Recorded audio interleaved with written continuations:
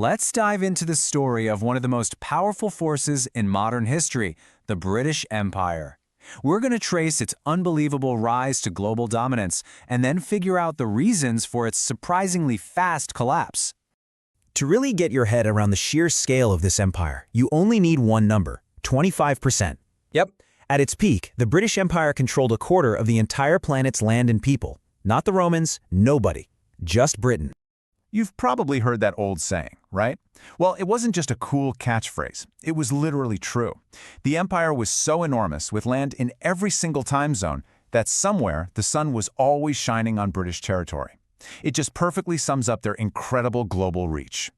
So this all brings up a couple of huge questions. First, how on earth did a relatively tiny island nation pull off this kind of world domination? And maybe more importantly, how did it all unravel so quickly? To get the answers, we need to rewind the clock a bit. We're going back to a time when Britain was, well, just an island with big dreams, not a global superpower. So, back in the late 1500s, Spain was the king of the world. They had the navy, the colonies, the gold, the whole shebang. But then, 1588 happened.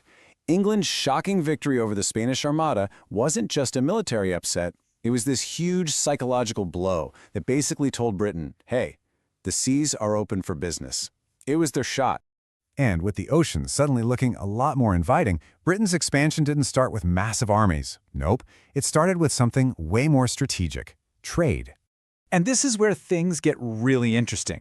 Check this out. The East India Company.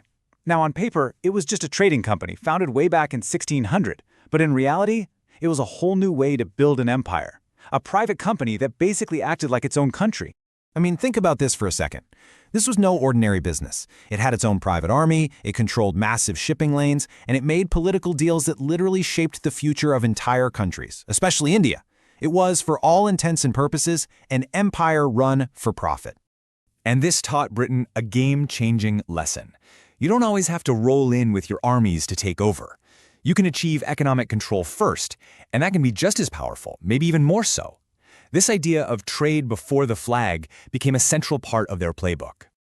With this new model, Britain kicked off its golden age of expansion. This is the period where that famous saying really starts to mean something. So let's walk through this timeline. Throughout the 1700s, they planted colonies all over: North America, the Caribbean, India. Then boom, 1776. They lost the American colonies, which was a huge blow. But the empire didn't crumble. It just pivoted and focused even harder on Asia and Africa. By 1858, the British government took direct control of India, the jewel in the crown, which pushed the empire to its absolute peak in the late 1800s. So, what was the point of all these colonies? Well, they were the engine that powered Britain's industrial might. They provided a non-stop flow of raw materials like cotton and sugar, they were a source of exploited labor, and they generated incredible wealth that literally fueled the Industrial Revolution back home. And the sheer scale of this thing is just mind-boggling. At its height, the empire ruled over 400 million people. That was a massive chunk of the entire world's population at the time. But you know, no empire lasts forever. And for Britain, the beginning of the end really started with the two world wars of the 20th century. World War I was technically a victory, but a ridiculously expensive one that left Britain's economy in shambles. World War II, though, was the final blow. Again, Britain was on the winning side, but it was left completely exhausted and bankrupt. And even more importantly, the war shattered the myth that Britain was invincible, which lit a fire under independence movements all over the world. India gaining independence in 1947 was the first really big domino to fall. It sent a message to the rest of the world. If the jewel in the crown can break free, anyone can. And that kicked off a chain reaction. All through the 50s and 60s, a wave of independence just swept across its colonies in the Middle East and Africa. So here's the main takeaway from all this. The empire wasn't really conquered by another big power. It kind of crumbled from the inside out. The money, the political will, the resources, it all just dried up. It collapsed under its own massive weight. Which brings us to the big picture analysis. What are the core reasons this seemingly unstoppable force just faded away?